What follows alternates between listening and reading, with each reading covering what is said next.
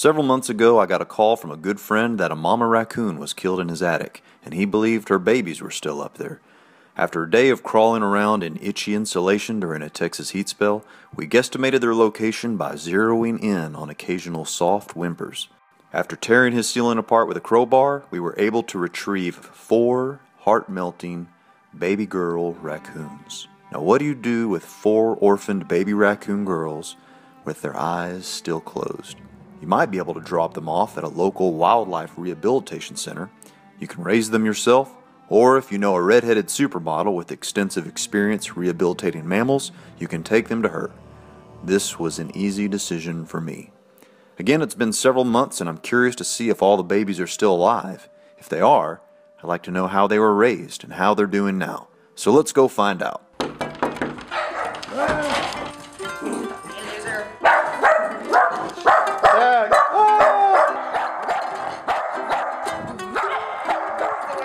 What's up, girl? Nothing much.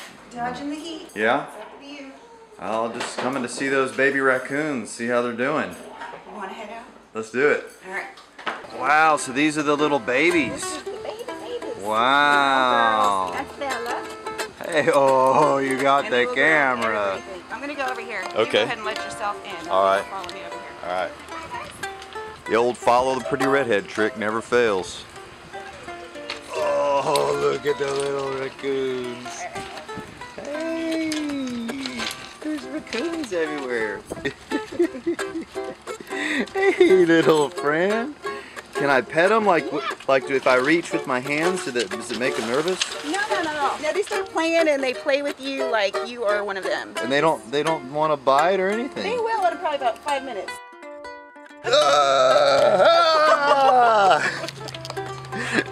Hey. There's Bella and Beige on his back.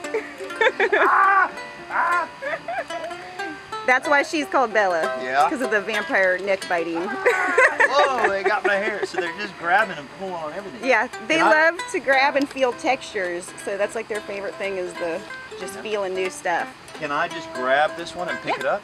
Yep. You can just pick her up like a cat or a dog. Yeah. And like I said, they love their bellies rubbed. Yeah. Oh, look at there. This is so awesome. This is really overwhelmingly awesome. And you guys, we're gonna be left for dead.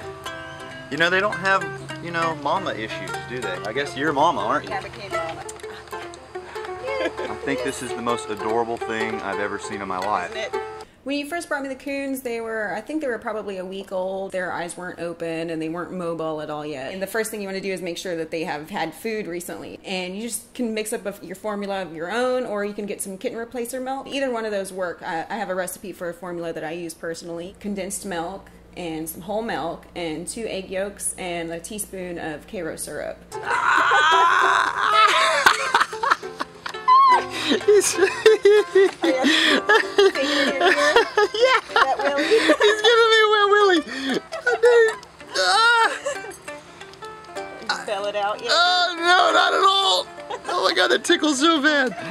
I initially start with a syringe because these guys were way too small to attempt with a bottle. And I force feed them for the first couple days. Basically, you hold them upright, unlike a human baby, and you squirt it into the corner of their mouth. And you just want to take a little bit of the formula and just a little drop or two and see if they're responsive. And some of them will just immediately kind of realize that it's milk and start lapping.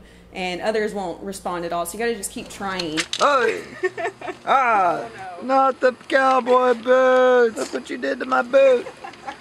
She's not sorry about it either. Oh well. And always come back around and make sure that everybody's eaten a little bit, that you've actually given them some kind of fluid. After you get that first round going, you should probably feed them maybe every 2 or 3 hours after that.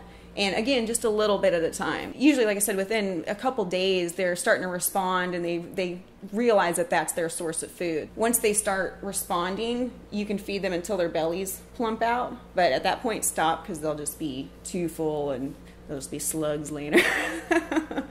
This is out of control. This is the only way to wear fur. Every 2 hours I've fed them, and for the first 4 weeks, every night I woke up late, midnight, 2 a.m., 4 a.m., feeding them, because their mothers feed them constantly. You know, they can just go nurse at any point. When they're probably up to about maybe 8 weeks of age, they're still with their mother nursing in a den. So they haven't even started exploring or adventuring, so all they do is just eat. So basically you have to kind of recreate that situation every day, every night. So there's a pet nurser that you can get that has a really small nipple on it, and you can start them off with that after you go from the syringe, and they'll actually just latch onto that as if it's their mother. So they'll use that for maybe 3 to 4 weeks, and you can start increasing the size of the nipple and the bottle as they start eating more formula. So I eventually switched to a human size nipple, and then they go crazy. They hold the bottle themselves. They just basically take care of themselves at that point. I feed the formula for about 3 or 4 weeks, and then I start gradually mixing in rice cereal into that formula and getting a little thicker. And then they're usually responsive to the yogurts and the applesauces, but 3 months in, they were still eating a rice cereal milk, and I'd mix up like an oatmeal formula basically in one bowl, and then another bowl I'd have fruit, and you start offering them both. And eventually they just kind of wean themselves off of the actual formula. So now they're just solely on solid foods, and they love everything. They eat cat food, and they get watermelon, peaches, bananas, just a whole fruit salad, big menagerie. And they kind of pick on it through the day, and then I feed them again in the evening. I grew up with a ton of wild animals. My mom rehabilitated animals. We had 26 acres with nothing but tigers, lions, bears, everything you can imagine, including raccoons. And that's the only reason that I'm considering keeping these guys. But I would say just an average person, it's going to be very difficult. You have to have a facility, you have to build a cage that is just about impossible to escape out of. And it's a lot of work. And I mean, they can, if you don't know what you're doing, they can turn on you. They are aggressive, they are wild animals. Dun dun dun. Ah! Hey, ho! And you need to be prepared for them to be distant from you at some point. They will start to mature and not be as bonded with you. So you kind of have to just let them do that. So, you know, if you see them being aloof and alone in their cage, then, you know, you might want to like just let them be alone and not really interact with them too much for that day. You just got to watch their moods and their personalities, kind of almost like humans. You know, you just got to gauge them. I might have to leave my boots here for him as a goodbye present. You guys want my boots as a present? That's your going away present, guys.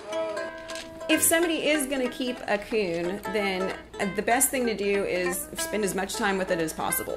And it's the opposite if you want to release them. The best thing to do would be to try to get a rehab license or a certificate. And then that way you can learn and educate yourself a little bit about the animals and follow the state guidelines as to what you should do to keep that animal.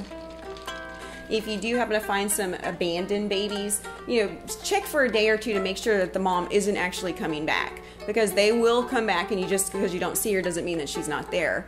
Those are the most dangerous coons that you can come across, is one with babies. Stay away, don't go near her. So a lot of people will rescue coons thinking that they're abandoned, and really mom's just out hunting. But if you're messing with those coons and that mom comes up to you, you better run, because they will get you. All right, Hank is supposed to put all of this information into the description below, so hopefully you'll have the recipe and any additional info that you might need if you do decide to rescue some coons.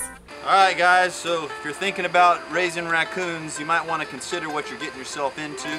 If you've ever raised them before, leave some comments in our comment department and tell us your horror stories. Thanks for watching, friends.